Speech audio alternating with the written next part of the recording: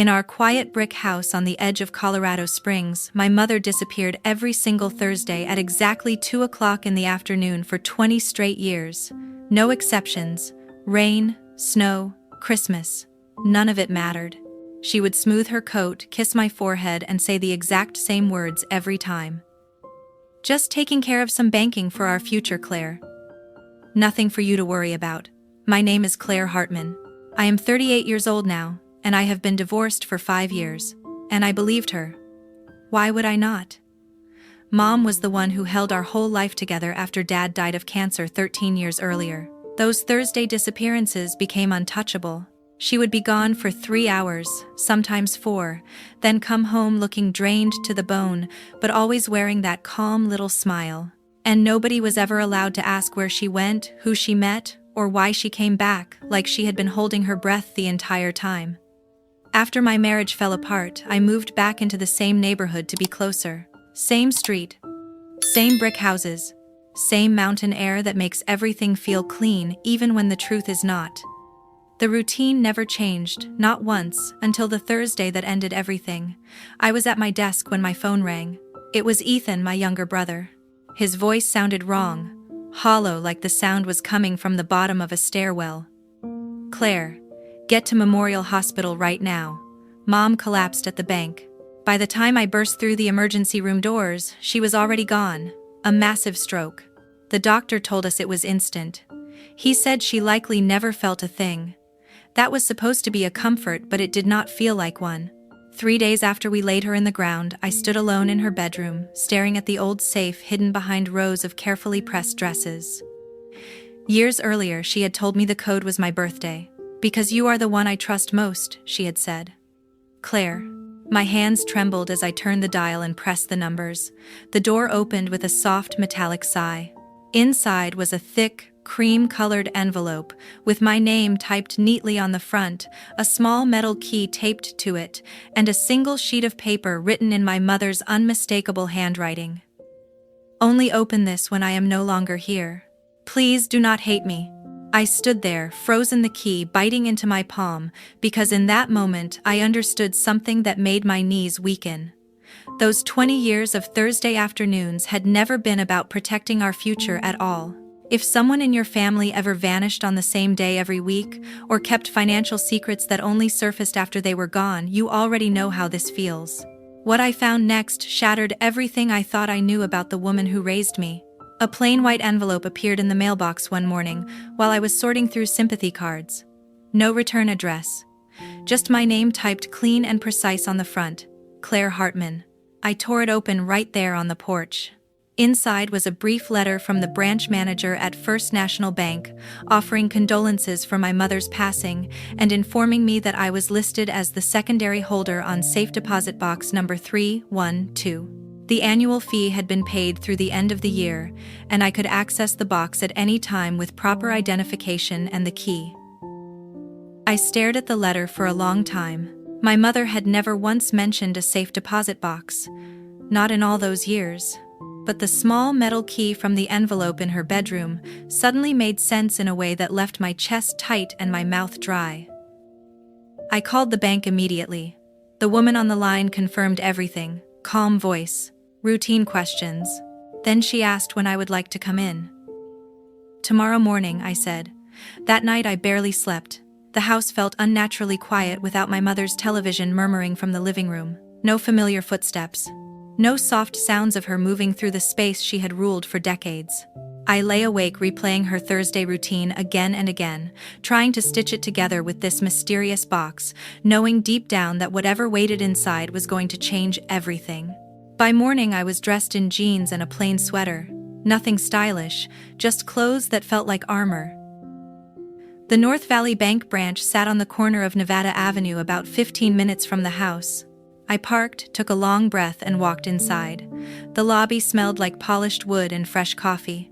A manager named Mr. Harland met me at the door, offered his condolences once more, and led me downstairs to the vault. The walls were lined with rows of metal doors, each stamped with a number. He slid the bank key into box 312. I inserted the small key from my mother's envelope. The drawer came free with a soft metallic scrape. Mr. Harland left me alone in the viewing room. I carried the box to the table and lifted the lid.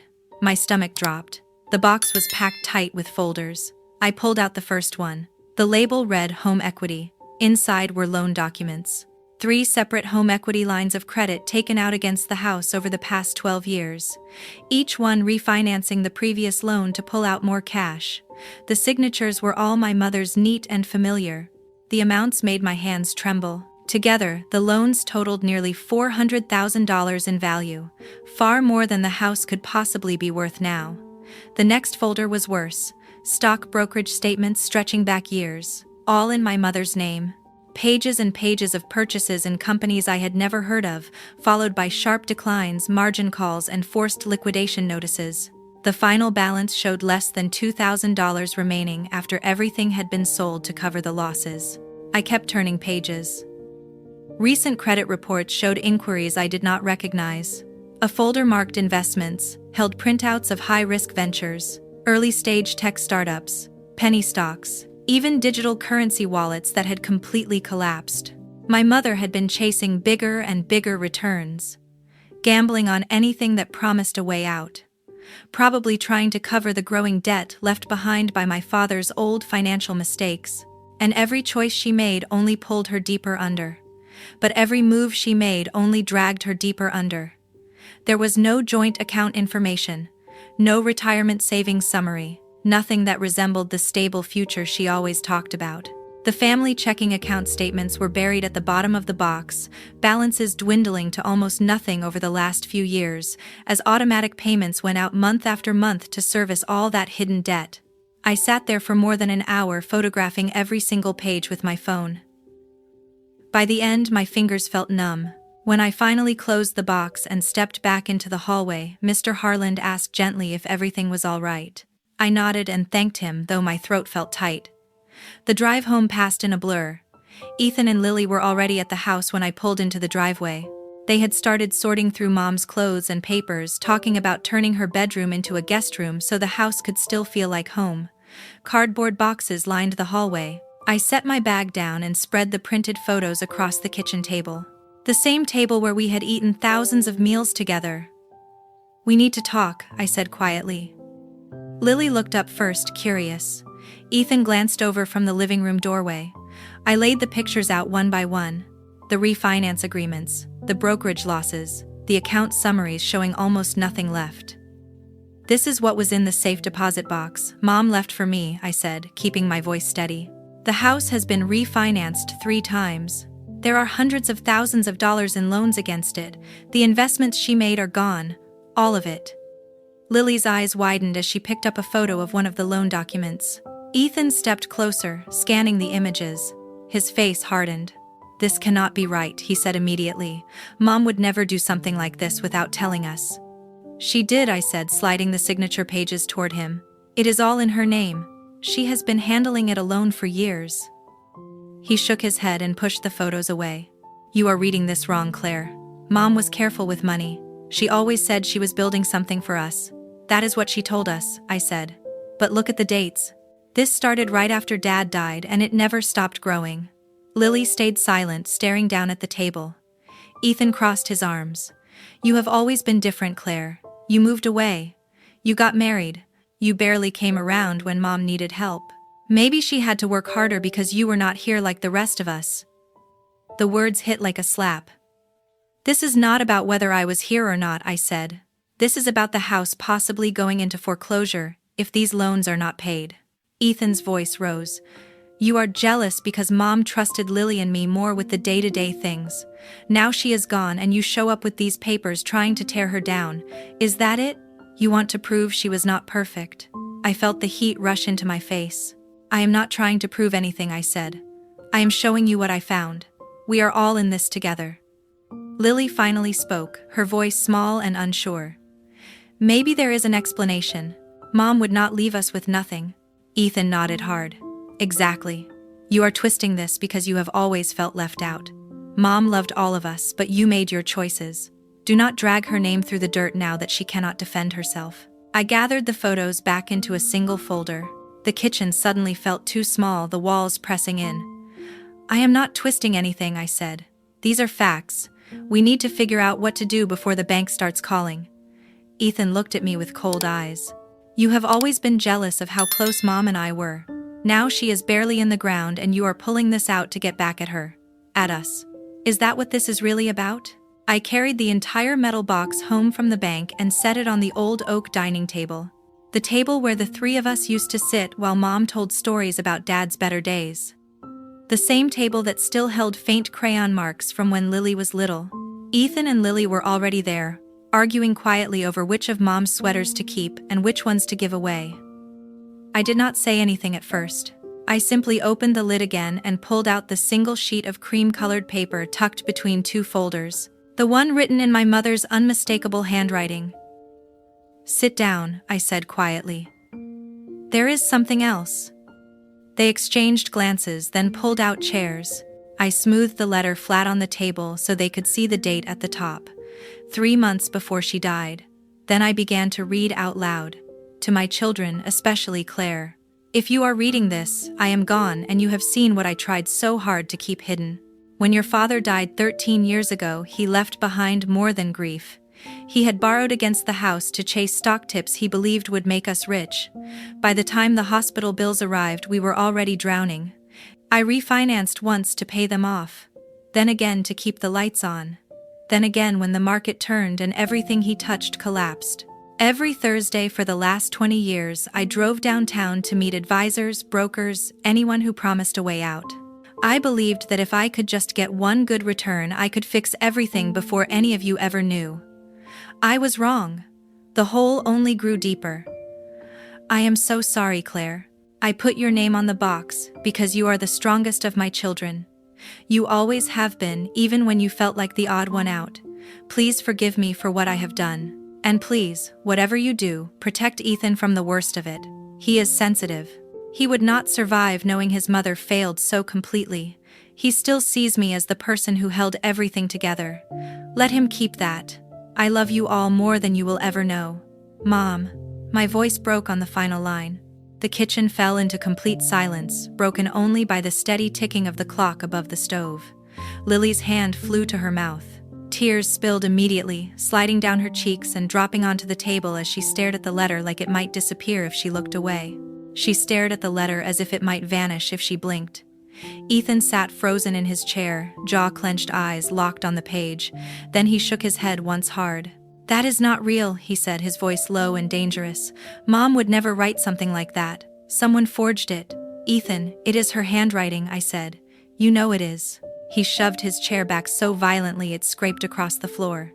You printed this yourself. You have hated how close Mom and I were your whole life. This is just another way to make her look bad. Lily finally spoke through her sobs. Stop it. Both of you. She was trying to protect us. That is what the letter says. She did not want us to worry. Protect us, I repeated, feeling the anger rise. By lying for 20 years. By putting the house we grew up in at risk of foreclosure. Lily wiped her face with her sleeve. She thought she could fix it. Moms do that. They carry everything so we do not have to. Ethan pointed at the letter still in my hand. If she wanted to protect us, why single me out? Why say I am too weak to handle the truth? That is not Mom. That is you putting words in her mouth. The accusation hit like a punch. She wrote it, Ethan, not me. He laughed sharp and bitter. Right, because Mom spent years telling me I was the one she counted on most. The one who made her proud every single day. And now suddenly, I am the fragile one. Come on. Lily reached across the table and touched his arm. She was scared, Ethan. That is all. She did not mean it like that. But he was no longer listening. He stood up, towering over both of us. You have always resented that Mom and I had something special. When you moved away after college, when you married Mark and barely visited, she leaned on me. And now you come back with this box full of shame and expect us to believe Mom thought I could not handle the truth. His voice kept rising. You are twisting everything. This letter, if it is even real, is just her being tired and sick. You are the one turning it into an attack. I fought to keep my voice steady. I am not attacking anyone. I am reading what she wrote. Lily's crying faded into quiet hiccups. She looked back and forth between us, eyes red and swollen. Maybe we should just put this away for now. Mom would not want us fighting like this. Ethan let out a sharp snort. No, Lily. Claire wants a fight. She wants to be right. She always has. That is not fair, I said, hearing my own voice begin to shake. I am the one who opened the box. I am the one who has to figure out what happens when the bank decides they want their money. Lily reached for the letter, her fingers trembling. She says she loves us. That is what matters. Ethan crossed his arms. Exactly. And love does not write notes calling your own son too weak to handle the truth. The room spun for a moment. She was trying to shield you, I said, my words coming faster now, from knowing she made mistakes. We are not children anymore. Lily looked at me, pleading. Even if Mom messed up, she did it for us. She did not want us to hate her. Can we not just accept that? I stared at both of them. At the little brother who once followed me everywhere, at the little sister who used to copy everything I did. And in that moment I understood something that made my chest ache. We were not looking at the same letter at all. Lily wiped her eyes again, her voice barely a whisper. No matter what she did wrong, she was still trying her best for us. You just want to prove you were right all along. The next morning on a Saturday, my phone buzzed. A text from Ethan. Family meeting tonight at the house, 7 in the evening. Be there. No, please. No explanation. Just an order. I knew exactly what it was about. I pulled into the driveway just as the sun slipped behind Pike Peak. The porch light was already on, the same way it had been every evening while Mom was still alive. Lily's SUV was parked beside Ethan's truck. I took a slow breath and walked inside. The living room smelled faintly of Mom's lavender candles. All the sympathy flowers were gone. In their place were framed photographs. Mom smiling beside Ethan at his college graduation. Mom standing proudly next to Lily at her wedding. There were no photos of her with me. Ethan stood near the fireplace, arms crossed. Lily sat curled up on the couch, knees drawn to her chest, clutching a throw pillow like a shield. They both looked up when I entered. Close the door, Ethan said. I did. He did not waste time. We have talked. Lily and I agree. Mom's will is simple. Everything is divided equally between the three of us. The house, the accounts, whatever is left. We are not changing that. I opened my mouth, but he kept going. And we are not going to let you drag Mom's name through whatever story you are trying to build. She is gone. She cannot defend herself. So this ends tonight. Lily finally spoke, her voice soft but steady. You left Claire. You moved hours away. You married Mark. You started your own life. Ethan and I were the ones here every weekend, fixing the roof, mowing the lawn, taking Mom to her appointments. We earned the right to decide how her memory is handled. My chest tightened. This is not about who did more chores, I said. This is about hundreds of thousands of dollars in debt we did not know existed. Ethan stepped forward. According to who? You, the sister who shows up with a metal box full of papers nobody else ever saw. Mom trusted me with everything. She told me where the spare key was, where the good china was hidden, every small detail. She never mentioned money problems even once. Because she was protecting you, I said, echoing the letter none of them wanted to believe. Exactly like she wrote. Lily shook her head. Or maybe she knew you would turn it into a weapon. Ethan reached down, picked up a manila envelope from the coffee table and slid it across to me. Inside was Mom's final will, 2 simple pages notarized 6 months earlier. The house and all remaining assets were to be divided equally among her 3 children. There was no mention of debt, no conditions, no warnings. This is what matters, Ethan said. Not whatever story you cooked up from that box. I did not cook anything up, I replied. The bank records are real. The refinance documents carry her signature. You can hate me all you want, but pretending this does not exist will not make it disappear. Lily's eyes filled again. You always had to be the loud one, she said quietly. The one who questioned everything. Mom used to say you made things harder than they needed to be. The words hurt more than I expected. I am trying to keep us from losing the house, I said. Ethan laughed short and cold. The house you barely visited for the last decade. Spare us the hero act. I looked around the room. At the couch where Mom used to fall asleep watching her favorite game show. At the wall where our heights were marked every birthday until the year I stopped coming home regularly. Everything felt familiar and foreign at the same time. What do you want from me? I asked quietly. Ethan did not hesitate. Leave the copies here. Delete the photos from your phone. Stop talking to lawyers. Stop talking to anyone. We handle this as a family quietly the way Mom would have wanted. Or you walk away now and we handle it without you. Lily added, almost pleading. We just want to grieve in peace. I stared at them. At my little brother who once cried when I left for college. At my little sister who used to crawl into my bed during thunderstorms. And I realized they had already chosen sides. And I was not on it. You are asking me to pretend none of this exists, I said. Ethan met my eyes without blinking. I am asking you to respect our mother. The silence that followed was thick and painful. I reached into my bag, pulled out the flash drive holding every scanned document and set it on the table. Then I took out my phone, opened the photo gallery in front of them and began deleting the albums one by one. The soft clicks sounded louder than gunfire. There, I said. Lily let out a breath she had been holding. She looked relieved. Ethan did not. That is a start, he said. Now go home, Claire, and do not come back until you are ready to act like part of this family again. I walked down the hallway and picked up the small box I had brought with me. A few childhood books. A single framed photo of the four of us at Garden of the Gods taken when I was 16. Nothing else in the house felt like it belonged to me anymore. At the door I turned back. If the bank calls, you do not say I did not warn you. Ethan stood, walked over and opened the door himself. Cold night air rushed in. If you keep speaking ill of Mom, he said, his voice low and hard, then do not ever set foot in this house again. We do not need a sister like you. The door closed behind me with a final quiet click. I stood on the porch for a long time, my keys digging into my palm before I walked to my car and drove away into the dark. I found Laura Bennett's office on Tejon Street. A narrow brick building wedged between a coffee shop and an art gallery in downtown Colorado Springs. Her website said she specialized in estate disputes and identity theft recovery.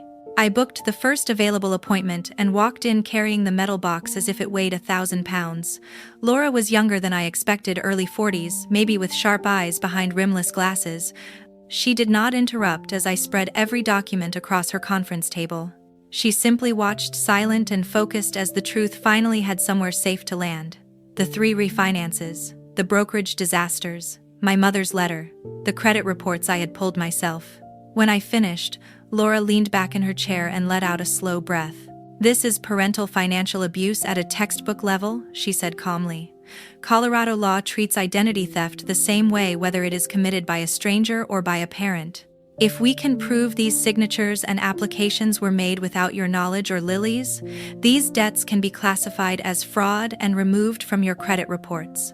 She began digging deeper that same week, requesting full credit files under both of our social security numbers, using the authorizations I signed. 10 days later, she called me back into her office. There is more, she said, sliding a thick stack of printed pages across the desk. Your mother opened 12 credit cards in Lily's name starting 8 years ago. The total exposure came to $48,700. Some were store cards, some were standard Visa and MasterCard accounts. Minimum payments had been made automatically from the joint checking account until it was completely drained. Collection agencies had already started calling Lily's phone. I stared at the list. Department stores, gas cards, even a jewelry account with a $10,000 balance, all in Lily's name, all tied to her social security number. None of it anything she had ever applied for or even mentioned. Laura continued. Under the Fair Credit Reporting Act and Colorado's identity theft statute, Lily can file an FTC affidavit and a police report to have these accounts removed. The same applies to the student loan refinance your mother took out in your name when you were 18. She paused, then looked directly at me. But someone has to initiate it. That evening, Lily showed up at my apartment without warning. She stood in the hallway, clutching her phone, her eyes red and swollen. The bank will not stop calling, she whispered. They say I owe $48,000. Claire, I have never even applied for half of these cards. What is this? I let her inside, sat her down on the couch and explained everything Laura had uncovered. For the first time since the funeral, Lily listened without defending Mom. She cried quietly as I showed her the statements page after page. I can help you file the fraud claims, I said. Laura already has the forms. We do it together. We get this removed from your credit, and we stop the collectors. She nodded and wiped her face. Okay. I will come to the office tomorrow. For the first time in weeks, I felt something close to relief. Then her phone buzzed. She glanced at the screen. Ethan's name. Without thinking, she answered on speaker. Lily told him everything in a shaky voice. I heard Ethan's response loud and clear. She is lying to you, Lily. This is exactly what she wants. She is trying to scare you into helping her take the house. Mom would never do that to you. Think about it. Claire is the only one who benefits if we turn on each other. Lily's eyes flicked toward me. Doubt crept back in. Ethan, these are real statements, she said. Forged, he snapped. Or taken out of context. You know how Claire has always hated that Mom and I were close. She is doing this to punish us. The call lasted maybe 3 minutes. It destroyed everything. When Lily hung up, the fear in her eyes had turned cold. You planned this, she said. You waited until they started calling me, then you offered to save me so I would be on your side against Ethan. That is not what happened, I said, forcing my voice to stay calm. These debts are real. They will destroy your credit if we do not act, I said. She stood up and grabbed her purse. Ethan says we should get our own lawyer, someone who is not trying to steal what Mom left us. Lily, please no. She cut me off at the door. You wanted me to see how bad Mom was. Well, congratulations. Now I see how far you will go to win. The door slammed. I stood alone in the empty living room. The stack of fraud affidavit forms still sat on the coffee table untouched. The next morning I went back to Laura's office alone. File everything I told her. Identity theft claims for both me and Lily, even if she refuses to sign. Petition the probate court to declare the fraudulent debts non-estate obligations and request a hearing on the house before foreclosure begins. I am done waiting for them to wake up. Laura nodded, already pulling up forms. This will force everything into the open. Ethan and Lily will have to respond or default. Are you sure? I thought about the house I grew up in, about my mother's handwriting begging me to protect Ethan, about Lily's face shifting from fear to anger in the span of one phone call. I am sure, I said. She started typing the petition that afternoon. Later that night, Lily's phone rang in her apartment as another collector left a voicemail about a past-due jewelry account. She sat on the kitchen floor, phone in her hand, pale as paper, watching the screen light up again and again. She stared at Ethan's last text. Do not trust her. We will fix this together. Then she looked at the caller identification again. Another unknown number, another debt collector. For the first time, doubt flickered across her face, but she did not call me.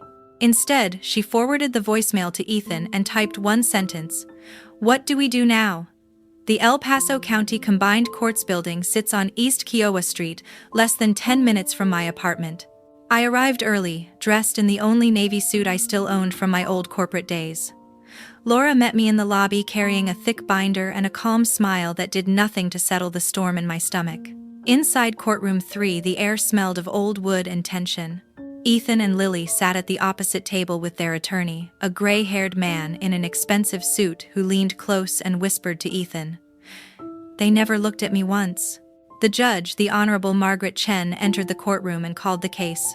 In the matter of the estate of Helen Hartman, probate number 2, 4PR30214, Laura rose first. She presented a clear and methodical petition requesting that certain debts be declared fraudulent under Colorado Revised Statutes 61713 and excluded from estate liability. She also requested supervised administration due to conflicting claims regarding the residents. Opposing counsel responded immediately. He argued that all debts were legitimate marital and parental obligations, that Helen had simply managed the family finances privately, and that I was an estranged daughter, using the court to punish siblings who had remained close to the decedent. Then the witnesses were called. Ethan took the stand first. He wore the same dark suit from our mother's funeral, the tie perfectly knotted, as if precision could substitute for truth. Under oath, he painted a picture I barely recognized. Claire moved away right after college, he said evenly. She rarely visited. After her divorce 5 years ago, she became increasingly bitter. She is unstable. She lost multiple jobs. She isolated herself from the family. These accusations only began after Mom died, and she realized there might not be as much money as she hoped. He did not look at me when he spoke. She is trying to destroy our mother's reputation to gain control of the house. Laura's cross-examination was gentle but surgical. She placed the credit card applications on the screen. Accounts opened in Lily's name, all bearing our mother's handwriting. She followed with the student loan refinance taken out in my name when I was 18. Ethan dismissed them with a shrug. "Mistakes," he said. "Or protective measures Mom took for us." He said it calmly, confidently. As if rewriting reality under oath was just another family habit, Lily followed. She looked smaller than I remembered, clutching a tissue in both hands. She testified that Mom had always been generous, that any secret accounts were probably meant as surprises, and that I had been angry at the world since my marriage ended. When Laura asked whether she had ever applied for the 12 credit cards totaling nearly $50,000, Lily shook her head as tears spilled down her face. "I never saw those," she whispered. "But Mom would never hurt me on purpose." Their attorney leaned heavily on Colorado community property principles during marriage, and the presumption that debts incurred during life benefit the family. He argued that the home refinances paid household bills and medical expenses after Dad died. Laura responded with facts. She presented forensic accounting reports, handwriting analysis confirming our mother's signatures on fraudulent applications, bank records showing the loan proceeds funneled into personal brokerage accounts not used for household expenses. She entered Mom's letter into evidence not for its statements about Ethan's sensitivity, but to prove that Mom knowingly concealed the activity. "I never took the stand. Laura said my presence in the courtroom was enough. Anything I said would only give them more to twist." The gallery held maybe 10 people, mostly court staff. One reporter from the Gazette. My siblings never looked at me. I sat behind Laura with my hands folded in my lap, feeling the distance between us stretch into miles with every sentence spoken aloud. Closing arguments were brief. Their lawyer asked the court to uphold the will as written and dismiss my claims as vindictive. Laura asked for simple justice, to relieve innocent children from debts they never agreed to and never benefited from. After a short recess, Judge Chen returned to the bench. She adjusted her glasses and spoke in a measured tone that carried through the courtroom. "Having reviewed the exhibits, the testimony, and the applicable law, this court finds clear and convincing evidence of identity theft, with regard to credit accounts opened in the names of Claire Hartman and Lily Hartman without their knowledge or consent. Those obligations are hereby declared fraudulent and non-estate debts pursuant to Colorado revised statutes. The petitioners Claire Hartman and Lily Hartman are relieved of all personal liability." She paused. Ethan shifted in his seat. Lily's hands tightened on the edge of the table. However, the judge continued, the 3 home equity lines of credit were executed solely by the decedent Helen Hartman during her lifetime. While the court sympathizes with the children's position, Colorado law holds that validly executed liens against real property survive the borrower's death and must be satisfied from the estate. Accordingly, the residence located at 1427 Pine Ridge Road shall be sold at public auction under supervised administration. Proceeds shall be used to satisfy the valid secured debts first, with any remainder divided according to the decedent's will. The gavel came down once, sharp. Final. Laura turned toward me and gave the smallest nod. We had won the fraud case, but the house, our house, was gone. People began gathering their files, chairs scraped softly against the floor. Ethan stood, smoothed his jacket and walked past my table without stopping. As he passed behind me, he leaned in just enough for his words to reach only my ears. "No matter what that judge says, Mom was still the best mother in the world, and you will never understand that." He kept walking. Lily followed him, her eyes fixed on the floor, never once looking back. I remained seated long after the courtroom emptied, staring at the space where they had been feeling the final thread between us, stretched tight. And then, snap. For good. The brick house sold at auction faster than anyone expected. A young couple from Denver bought the house for just over the remaining loan balance. They were excited about the quiet street and the mountain views from the back deck. On a gray morning, I signed the closing papers in Laura's office, my pen scratching across line after line until the deed no longer carried the Hartman name. My share after the valid liens were paid and probate fees deducted came to $23,000, enough to clear the remaining collection penalties tied to the fraudulent accounts and leave a small cushion in a new checking account. Nothing more. I found a one-bedroom apartment in Rock Rimmon north of the city near the Air Force Academy, with windows that faced the foothills. The moving truck held exactly 12 boxes: books, clothes, a few dishes. And the childhood photo I had rescued the night Ethan shut the door on me. Everything else, the furniture Mom had chosen, the holiday decorations we once hung together, stayed with the house or went into Ethan and Lily's storage unit. The first night in the new place, I sat on the floor eating takeout and listened to the unfamiliar quiet. No creaking stairs. No television murmuring from Mom's old room. No Ethan laughing at something in the basement. Just the low hum of the refrigerator and the distant sound of the highway. They never reached out. Not a text, not an email, not even a forwarded utility bill. Through a mutual acquaintance, I heard that Ethan and Lily held a small memorial gathering on the first anniversary of Mom's death. They served catered sandwiches in the backyard of a house they no longer owned, raising toasts to the mother they insisted had done nothing but protect them. My name came up. The second year passed the same way. I saw Lily once at Garden of the Gods. She was pushing a stroller, her toddler bundled inside. Our eyes met across the parking lot. She looked away immediately, tightened her grip on the handle, and walked faster toward the red rock formations. I stood beside my car until she disappeared around the bend. Ethan changed jobs and moved to a new firm downtown. His LinkedIn page glowed with promotions and smiling team photos. Lily posted family pictures on social media. Birthdays, vacations. Always smiling. Always just the two of them with their growing families. If they ever spoke of me, no one told me. I paid my bills on time. I rebuilt my credit one careful step at a time. I took a part-time job at the library on Academy Boulevard just to stay busy. The apartment filled slowly. A second-hand couch. A small table. Plants on the windowsill that actually survived. I learned my neighbors' names. I joined a hiking group that met on Saturday mornings. I let the silence become something I chose instead of something forced on me. One afternoon, 3 years after the gavel fell, the mail carrier left a single envelope in my box. No return address. Just my name written in Lily's careful handwriting, the same script that used to leave notes on my bedroom door when we were kids. I carried it inside and opened it with a butter knife. A plain white card, one sentence in black ink. Do not ever contact us again. To us, you ceased to exist the day Mom died. Nothing else, no signature, no explanation.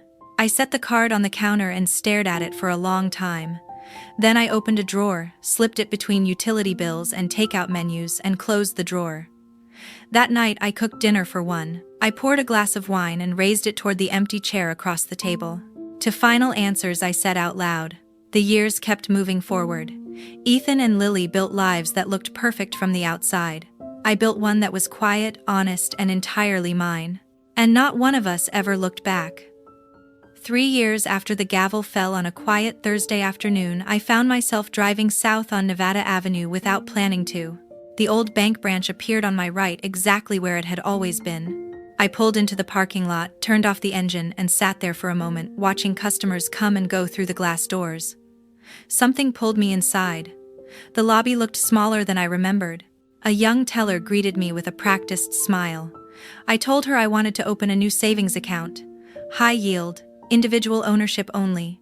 No joint holders, no beneficiaries, no authorized users. She walked me through the forms, asked for 2 forms of identification, and typed everything into the system. 10 minutes later, she slid a crisp folder across the counter. A new account number, a new debit card. I signed my name, Claire Hartman, in bold, steady letters. Not on the way out. Not as an ending. As a beginning. When she asked if I wanted to make an initial deposit, I transferred $25,000 from the account I had quietly built since the probate check cleared. Money earned from the library job. From freelance editing work. From every overtime hour I could take. Money that belonged to no one but me.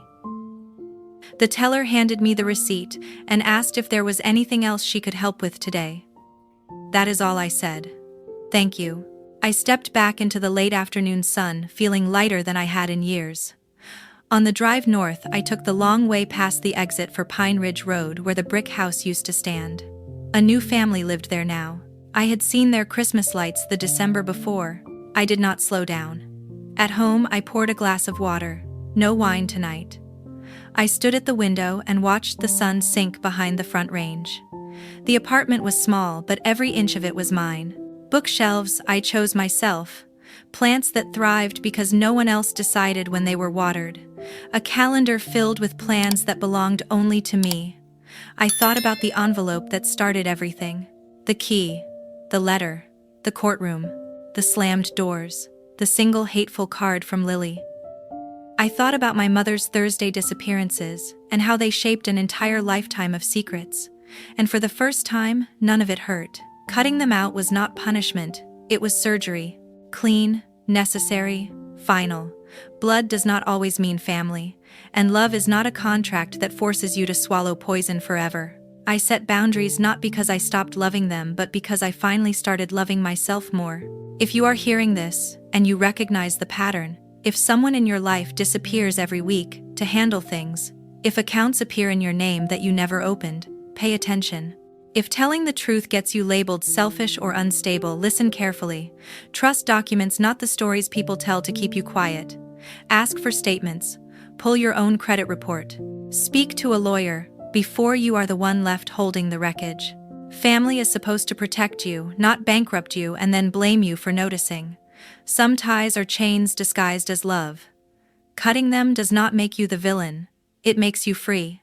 I finished the water, rinsed the glass, and set it in the drying rack. Outside, the Thursday sky turned deep orange over the mountains. I smiled, locked the door behind me, and stepped into the evening, no longer waiting for anyone to come home. Because the only future I am securing now is mine.